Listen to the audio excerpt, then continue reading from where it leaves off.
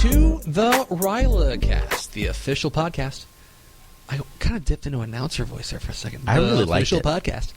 The official podcast of Camp RYLA District 5810. The dumb voice you hear right now is Greg Tepper. Sitting to my right, the real MVP. Never a dumb voice. The real MVP. The man they call Josey. It's Andrew Utz. What's up, Josey?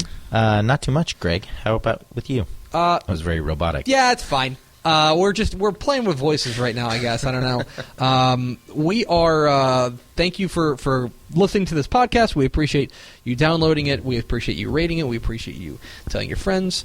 Maybe send up smoke signals. Tell people that you really like that. Do people do smoke signals anymore? If do people they do. send telegrams? No. Do people send singing telegrams? Yes. If you would like to send a singing telegram to this podcast, get in touch with Josey. He will find a way. I don't it's like there's still got to be like one person making a living doing singing telegrams, right? Oh yeah, but they're probably really busy around Valentine's Day. Oh yeah. But what's the what's your go-to Valentine's Day move? Oh man, this is very telling. I'm gonna. Oh no, buddy! Did I just walk you into a bear trap? No, I mean maybe a bear trap, but my go-to move is tell my wife I love her very much, and we will go to dinner at a time of her choosing. But yeah, that's one thing that we haven't really bought into or I've fallen for that we haven't bought into. That's what it is, Valentine's Day. You're a lucky man, because Valentine's Day is my wife's number one ranked holiday. Oh, man. It is her number one. Now, part of it is that I think her birthday's not, I know her birthday's in February. But I think that has something to do with it. Like, it's the proximity effect of that. And so, my favorite holiday, of course, is Thanksgiving. Because Thanksgiving is the king of holidays.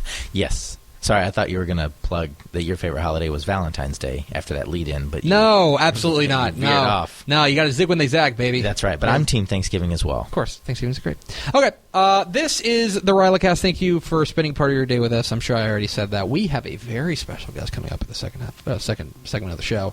Yes, we'll be joined by probably I don't know. I like all the people I talk to at RYLA are fascinating, and all of them. I really enjoy talking to. I don't know if I love talking to anybody more than I love talking to Lauren Whiteman. I know I do not love talking to anybody more than Lauren Whiteman. Like, she is hilarious, and she is like super thoughtful, and I'm very excited about having her on the podcast. Yes, that'll be very good. And I hope we've now built that up enough that that she'll. I hope she's listening to this and she's blushing. That's the number one goal. She's probably shaking her head. She's like, in the know. Those boys. Okay. But we let Whiteman choose the theme of this podcast. And today's theme, Josey, is values. Values. And this is 100% true. I texted Whiteman asking her for the word, and she goes, man, you guys came up with a good list of words. I'm like, yes, we did. One of the things we're very good at is coming up with a list of vaguely inspiring words. And she goes, let's go with values. And she said it in a way that she thought she was going to be like, all right, dum-dum. Let's see you work with this. But values, I think, is a very interesting topic. And so I'm in charge in this episode of something to think about. And so as you'll hear with Lauren Whiteman coming up here in just a little bit, she talks a lot about how your values kind of define what you're, more importantly, like what you're willing to go to the mat for, right? Like what you're willing to fight for. Are kind of you need a firm grasp on what your values are. I found, kind of looking through the internet, it's a series of tubes invented by Al Gore, and I found something from a professor, Harry Kramer. He is at the Kellogg School of Management at Northwestern. Delicious cereal. There's a school of business at Carnegie Mellon that's the Tepper School of Business. I don't know if I necessarily need to tell people that, but it's true. So every once in a while, because my Twitter handle is @Tepper, I get a bunch of tweets. Nice. For the Tepper School of Business, which is weird. Anyway. Yeah. He has an interesting piece up here about values-based leadership. Values-based leadership. How to be a leader while maintaining your values, and how to make sure that your values are what is guiding the kind of leader that you are. And he has 4 steps. Four principles rather for values-based leadership. Presenting. Thank you. 1, self-reflection. And I think that's obviously kind of the first point of it, is that you have to look at yourself and you have to say, okay, I have to know who I am before I can lead anybody. And before I can understand, for me, what is important to me, I have to understand who I am and why these things are important. I think it's easy to say, oh, well, it's important to treat people with kindness, right? That's something that's easy to say, but if you don't know why why your values, as opposed to why that's a value of yours, as opposed to it's just something I think is nice, you know, then that's not gonna have any weight behind it. It's not. Then when the time comes that you're going to have to choose between that quote unquote value and the easier route, or the more convenient route, or the the thing that might make you more successful, you're going to abandon that really quickly. So knowing yourself is I think the first part of that, self-reflection. Second one, a balanced perspective. I think that one of the things is that you can have values, but that doesn't mean that you stop listening to other people. And that doesn't mean that you stop understanding that other people are going to have a different set of values. You, Josey, might value something more highly than I do. Being a leader, I think, is about understanding this is where my values are, this is where your values are. We need to come together and make sure we have balance in this, so that we both feel like we are treating this situation as appropriately as we should. And so, a balanced perspective is his second value for values-based leadership principle, rather, for values-based leadership. The third, and this one's tough, I think. Hit me with it. This one's tough, and that is true self-confidence. Okay. True self-confidence, because it may seem like there is a clear difference between true self-confidence and no self-confidence. Boy, howdy, I will tell you that for a long, long, long time, I was in the camp of fake it till you make it confidence. Yes. Right? Where it's like, oh, I'm going to act confident, and if I act confident, people won't call me on it. Sign me up. Right. But I think that is rampant. I think that is something that everyone goes through, is saying, okay, I'm not actually confident in myself. I'm not actually convicted in my values. I'm not actually convicted in my beliefs. But until you have that kind of true self-confidence, then again, the weight behind your values is not going to be there. And instead, you're going to, if you don't believe in yourself, and you don't believe that what you think has merit, or what you think is important, then ultimately you're going to fall flat. And that's something that I think is something a lot of people struggle with, is the difference between true self-confidence and no self-confidence, because I feel like fake self-confidence is a lot closer to no self-confidence than it is true self-confidence. Does that make sense? That does make sense. Right? That's in my opinion. It's just kind of hidden behind a facade of a lack of conviction. Well, and it brings to mind that, we talk about at camp putting on a mask, and that in and of itself is a sort of mask. Absolutely, for sure. And number 4 this is Harry Kramer's 4 principles of values-based leadership, is genuine humility. Genuine humility. And that is kind of, I think, the yang to the yin of true self-confidence, is that once you kind of have that kind of self-confidence and you believe, oh, I understand what I believe, I understand what's important to me, and I'm willing to fight for those things, for those values, I think then a truly humble leader is sensitive to the fact that you've had the success, but that doesn't mean you stop connecting with other people, and that doesn't mean you stop listening to other people. That doesn't mean that you stop. That doesn't mean that you start believing you have all the answers. You know what I mean? Mm-hmm. And in a lot of ways, I think that kind of going back to that to the kind of mask thing is that, let's say you take off the mask, and that's great. That's a super positive thing. That doesn't mean that you can go around. That doesn't mean that once you do that the mask is gone forever. That doesn't mean that you have all the answers, and it means that in a lot of ways, the onus is now more on you to find those compromises with people who may have different values than you. I think that when you look at those four things together, when you put it all together, what you have is the picture of somebody who understands what's important to them, but also doesn't understands what's important to them, believes it with conviction, but is also not rigid enough, or so rigid that they're unbending in those things, and that they are not willing to listen to other people who do not share those same values. Obviously, there are some exceptions. If somebody has truly abhorrent values, I don't believe you truly have to go and listen to them. Right. There's a line. But I think that in a lot of ways, when you take those four things, you have the picture of a convicted leader who understands what's important to them, but is also willing to listen and willing to be humble enough to accept the kind of advice and the kind of counsel that you will need in order to be the best possible leader you can be. Does that make sense? It does make sense. It's less of a king of the hill type mentality. Absolutely. And to me, that is like understanding what's important to you is obviously great. Mm-hmm. But you got to understand why you believe that, and you've also got to understand and kind of going back to another thing we were talking about is empathy, understanding how other people can come to different conclusions and working through that, knowing full well that you are not, knowing full well that if a value is a true value, mm-hmm. you're not willing to, give up on that, and you're willing to fight for that with whatever is necessary. Right. Cool? Very cool. Great.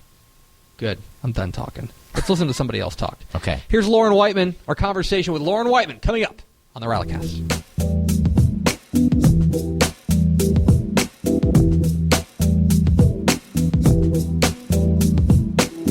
Hello, Josey. Hello. I was thinking that as much as I like hearing you talk, and I know as much as you enjoy... I really enjoy hearing you talk. Thanks, man. But I figure we should bring in an actual smart person. Yeah. I wasn't sure where you were going. And is that fair? That is very fair. Ladies and gentlemen, put your hands together for the one, the only. I mean that very sincerely. The one and the only, Lauren Whiteman. Yeah. Hey guys. So this is an actual podcast host here. Like, yeah. Okay, I have heard you on podcasts, though. I have been on multiple. Well, I'll say this. I do have a podcast coming. Oh, what? A group? Yeah, this is news. Like, I don't think we've announced it yet. Breaking news. It is. So it's a group of my sorority sisters. We are doing a podcast. Subscribe. Subscribe. Not quite a podcast host. So just if you a podcast doer on occasion. A podcast doer. Until like that's a next good. week. That's a good way to. I'm going to start describing myself as just like a life doer. So if you like this very small snippet of what Lauren Whiteman has to say, then find that podcast and make sure you go and listen. Or don't, maybe? Maybe. Or don't. All right. Maybe don't. Lauren Whiteman's here.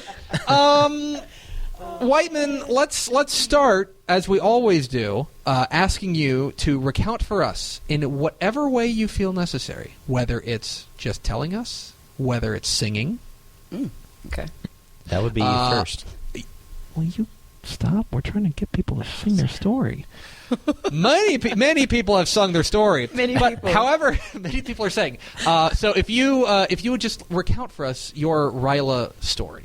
Yeah, I first heard about RYLA in 2004.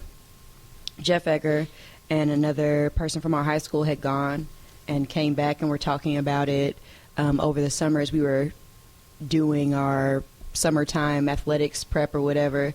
So very small school, so everybody had practice at the same time. So we saw each other year round because volleyball practice, cheerleading practice, football practice, everybody was there. And so talking about it like that is how I got familiar with it. In 2004, I was a freshman in high school. And then over the next few years, I saw people going. And then in 2007, had to be 2007, I applied. Let's backtrack a little bit. So before I applied, or around the time I applied, I ended up doing Rotary's 4-way test speech competition. Okay. Really? Yes. Okay. So my vision, let me not say my vision, because that's, that has connotations with that. My eyesight is very bad. Mm-hmm. Like if I don't have contacts in or my glasses on and I stick my hand out, I can't see my fingernails. Oh, really? Type okay. bad. Yes. And so I also have a bad habit of sleeping in my contacts.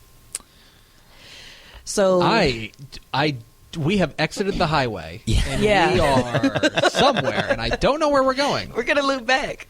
So I sleep in my contacts. I have allergies. I'm rubbing my eyes. I ended up scratching both of my corneas. Oh my. Yeah. It sounds worse than it is. It doesn't hurt. You just can't see. And so... Oh, is that all? Well, never mind. Hey, Josey, scratch my cornea, please. It won't hurt. Oh, great. Yeah, so I couldn't see with my contacts. And so my glasses prescription had expired like by a couple years because with insurance, typically you get one or the other. And so the speech competition came up around the time that I had scratched my corneas. So I was trying to give this speech that I couldn't really read, but also hadn't memorized in this Rotary meeting for Dallas Trinity, knowing that I was trying to go to camp. Uh-huh. And I was like, oh, they're never going to pick me now. And then I don't know if I got lucky, but it worked out because I ended up applying and getting picked. Small follow-up before you continue. Okay. Is there video of this speech? I hope not. Because I would pay a significant sum of the camp budget to acquire that. I'm making a note. Thank you. Make the note. I wasn't even speaking and stuff back then. That was a weird... It was terrible. I couldn't see. I didn't know what I was talking about. I was all over the place. I did not win. At all. But in the end... I won. We won. Oh, that makes me feel so good. You're won in the end. You're a gem. Are we calling you Josey on here? Or are we calling you Andrew? Oh, yeah. I call him Josey. It's okay. Fine. You're a gem, I Josey. can't, like... Okay, whatever, man. I just don't appreciate you just, like, making me feel like the jerk because you're just like, oh... Whiteman. I'm in awe right now. You're so like I don't know. I'm sorry. Go okay, on. Well, really. Let's let her finish her story, and then you and I will have this out later, sir. So I interviewed, and it worked out, and I was interviewed by one Mark Healy. Ooh. You know Mark. I did not know who he was at the time, outside of some Rotarian. I think I was halfway through camp when I realized he was the camp director. And I've been talking to him the whole week. Hey, Mark, how you doing? Good to see you again. I don't know. Oh, that counselor's all over the place. Well, yeah, I knew he was working at camp, but I didn't know he was like a big deal. So whatever introductory thing was happening where he announced who he was, I wasn't paying attention clearly. But I've bounced back since then. Mm-hmm. Sounds like it. Yeah, and then I've been at camp all but 2 years since 2007. Me being in grad school kind of made it difficult for me to come 2 years, but I'm back. Hopefully back again. When do they? Well, I'll ask that offline. Yeah, I'm back, tentatively. Someone somewhere has a list, and they're going. They're looking at your name like, I don't know. Well, they'll probably listen to the other podcast you're on and then make a. That's a good point. Yeah, exactly. Oh God! If you listen to those, just remember I'm a Peter Tomaz winner. Don't let anything else sway you. That's the number one thing. All right. So what do you do now? Oh, goodness. So I started introducing myself as a writer because that's what I'm trying to move into, a writer and content creator and trainer. But my bills get paid by being an educator. At the University of North Texas, I work in the Multicultural Center there, and I run programs that are geared toward retaining and supporting primarily male students of color, but also gender-based initiatives in general. I will tell a very brief Lauren Whiteman story. Okay. The first time that I knew that Lauren Whiteman was for real was, I don't remember how I heard it. I guess it must have been like an introduction to, like, when we were introducing staff, and it was like, say something interesting about yourself. And you said that you were teaching a class based around Kendrick Lamar's Damn album. And I was like, oh, I need to find her. Sign me up. I want to take that class. Yeah. So then how would you say, if at all, you take the things that you learned at camp and the things that you get from being involved with the RYLA program and use them in your life now as an adult? Scare quotes. Goodness. Yeah. Adulting is weird, but man, I use it all the time. I'm not ashamed to say, and I'm pretty vocal about the fact that RYLA probably plays 60-70% of a role in who I am. And my progression and my growth over the years, most definitely. So everything from voicing opinions in groups, knowing when to fall back if I'm working on a project. It's me being the person that had this idea really isn't that serious. Somebody else can take the lead on this. Delegating tasks or making sure other people's voices come to the table. Working with teams, small teams, large teams. You know, at camp we have a very large team.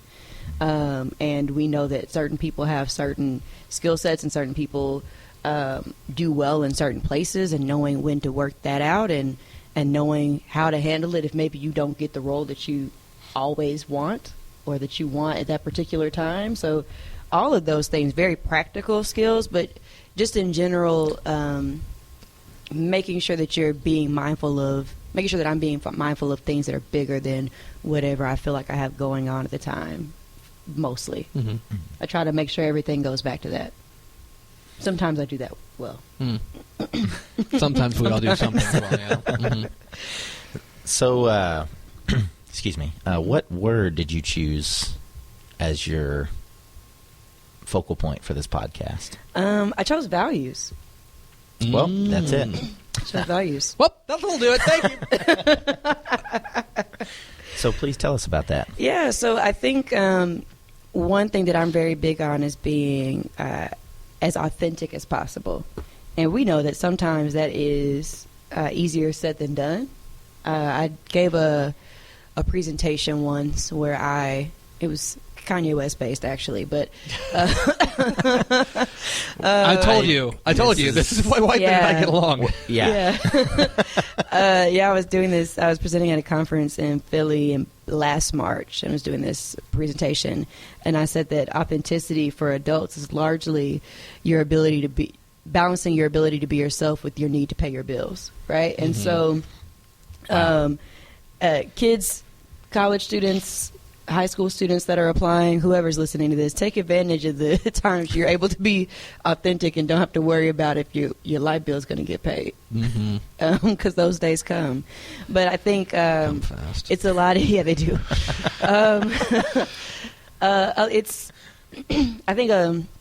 It's important to make sure you know what matters to you, and I think that's where values come in. And so I know there are certain things that I'm willing to go to bat for, and I'm willing to risk a lot of things for. And there's some things that I'm just not.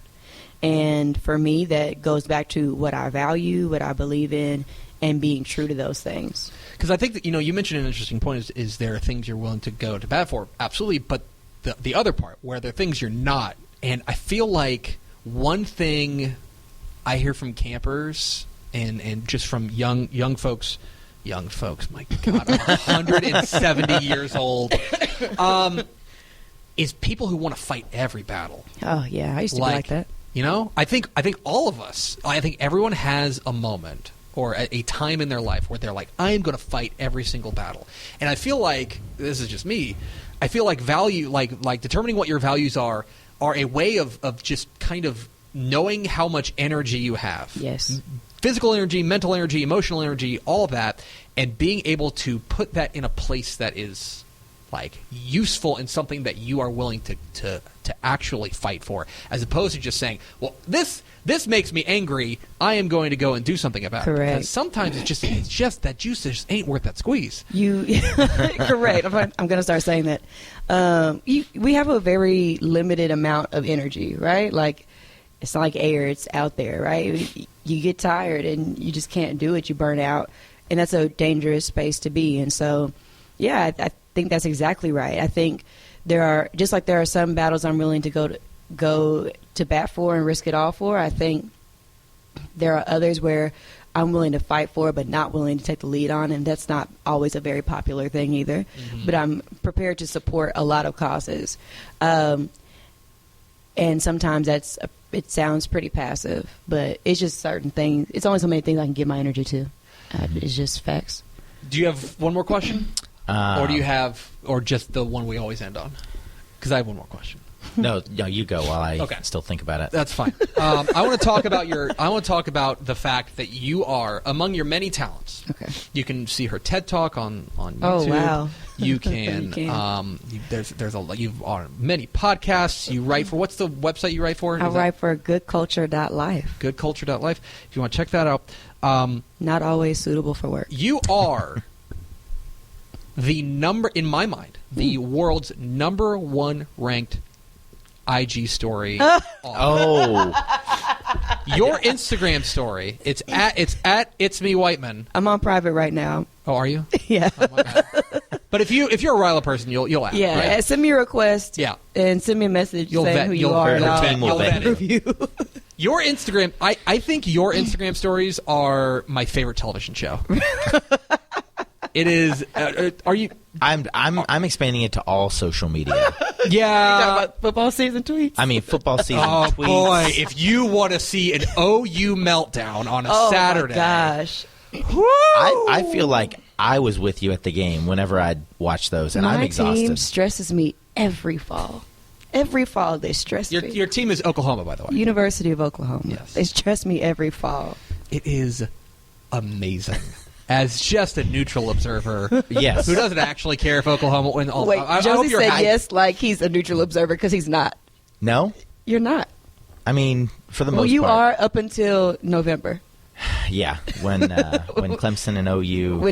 when it's here we go again. Right. Yeah, exactly. Which I try to be, I try to be as fair, because I know, nobody likes that fan that's just, hey, my team's great, because like sports go, there's going to be a time when your team is not so great. Tell I'm me more. sorry. Correct. Yeah.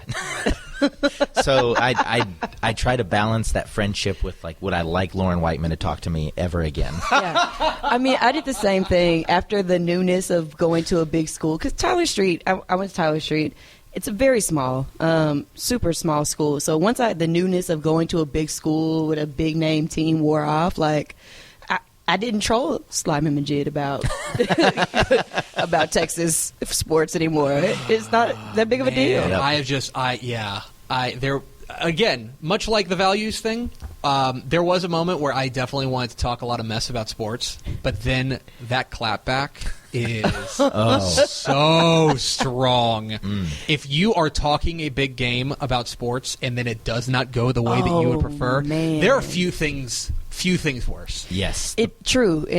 For OU Texas weekend, the OU Black Alumni and Black Texas Exes throw a joint watch party for scholarships. Oh, by the way, that was when the Instagram story was maybe at its hottest. Oh, It yes. was a full meltdown in a sea of Texas fans, and sad and angry OU ones, and we almost had a comeback. It was terrible.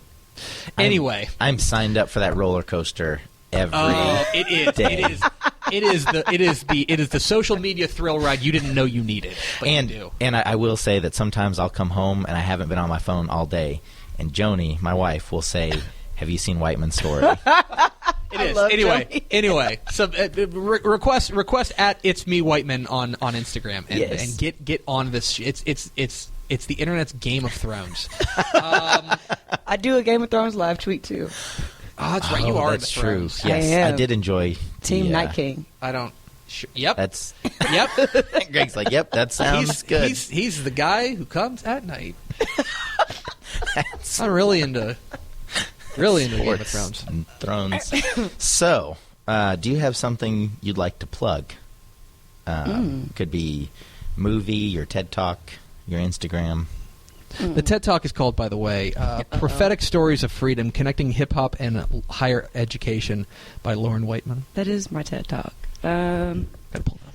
If I'm plugging, I mean, I do some cool things. I'm launching a consulting company. Ooh. Yeah, so I am working on providing written and content services to people and brands and things like that. Because sometimes you look at people's about pages and you just think, let me help you with this. Will you do me a favor? Yeah. Will you go to my website? Will you check my about page and tell me if it's okay? Yeah, send me a link. Okay, I will. But yeah, I can do that. I've done a few about pages and bios. I've done some press stuff for people. So yeah, I'm doing it. Might as well make some money off of it. So I don't have a name for it yet. Let's be transparent. Okay. But it's coming. Right now you can find me on LinkedIn. Yeah. Okay. Until the name comes. And one more thing before we go. What's your thing with bugs? Oh, I don't like bugs. And it's really a testament to my love and value and dedication to camp that I go every year because I don't do insects. I don't. I don't. It's a big player in your IG stories. Oh, God, yeah. I almost had another meltdown last week. Did you see it? Did I see it? It's the feel-good comedy of the year. Gosh, there's been years where there's been wasps outside my cabin, and I show up, hey, the barn, Kevin, somebody. Anybody. Lauren, thank you for coming in. Thanks for having me. Ladies and gentlemen, Lauren Whiteman. Yay!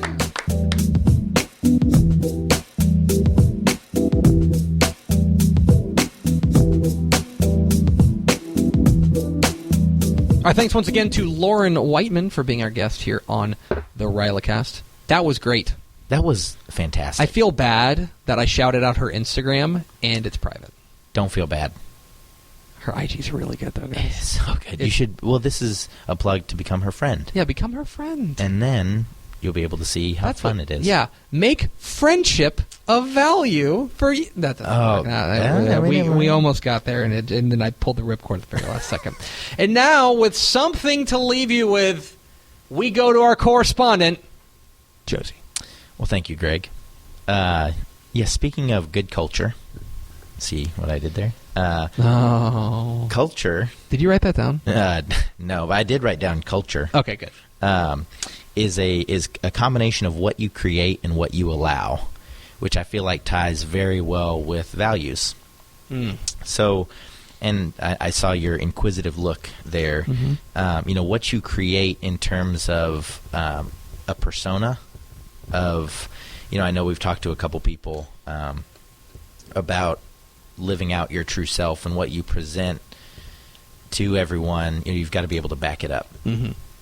And so a culture, whether it's a work culture, friends, what have you, what you create and what you allow could be different. Ideally, they're not different, because if you create a culture that promises or idealizes honesty, even a lie from someone within that group should not be tolerated. So that idea I thought was interesting. Which goes along with there's a difference between what we claim we value and what we actually do. Yes. Absolutely. Yes, which I feel like is very important in this digital internet tube world we live in, that we can all sit behind a phone, behind a screen, behind microphones in a studio and talk about what we claim we value. But if we don't back it up with what we actually do, then what are we doing here? So there's actually a phrase online that I hate, but it makes me think of, and that is, are you familiar with the phrase of virtue signaling? I am not. Okay. That's the idea of and the people, I think that this gets tossed around in political senses, and I don't want to get political, but that's something that people are accused of often, of saying, oh, you don't actually care, you're just virtue signaling. You want people to say, oh, he's so thoughtful, he's so nice, she's so whatever. You don't actually believe it. You're just out there saying, look at me, this is what I believe. But that's something that I think is very interesting, is that, and I think you're right, it's so much easier to say, I value these things. Like, I value kindness. It is a lot harder to be kind. Yes. It's a lot harder to practice that. Mm-hmm. And to say, I will be kind more than I will be successful. Or I will be kind more than I will be, happy in sometimes. You know what I mean? Or that for a short term. To me, I think you're exactly right. And it's easy to have that disconnect between what you want to be your value, or what you would prefer to be your values, and what your values actually are. Good job, Josey. Well, thank you. Well, let me. Oh, we have more. Let me leave you with something to tie this cake brownie together. Are are brownies tied to? I don't know. I'm on the straight road, and I'm like, you know what? What if we just veer off? Okay, let's go. That's fine. Good. We're good. Jerk the wheel. Speaking of values, are you familiar with what Rotary's 5 core values are? Of course I am, Josey. I'm the host of the RYLACast, and the R in RYLA stands for Rotary, and I definitely know what the Rotary 5 values. So then you know that they are service. Service, yep. Fellowship. Fellowship is the next one. Diversity. Integrity. Yep. And leadership. Yep. Leadership. Look at that. I nailed them. I nailed them. Knew them off the top of my head, of course. So that's what I'm going to leave you with, are just words that are the 5 core Rotary values. In addition to, the motto, service above self. I'll admit this to you, not to anyone else. Okay, hold on. Let's go. Hold on. Before we do that, let's go into our isolation chamber. Okay. So we're just talking to each other. Hey, Josey. Hey. Okay, so what were you going to say? I did not know Rotary had core values. Oh, wow, man. That's I got to admit, that's very embarrassing, because I definitely knew and did not Google it as you were mentioning it to me. Okay, well, good. Well, if this just stays between us. That's great. Okay, let's go back out to the main. Okay, that's great. I'm glad that we talked about the stuff. The sports. Mm-hmm. So, cool. Yeah, that's what I'm going to leave you with. Thank you, Josey. And thank you for being a listener here on the RYLAcast. We appreciate you spending a little bit of your day with us. Thanks once again to Lauren Whiteman, our outstanding guest on this episode of the RYLAcast. Make sure you go to the website, which is, Josey? RYLA5810alumni.org. Yay! Did it! First time! Josey, yes. Let's do it again next week. All right. We'll see you next time on the RYLA.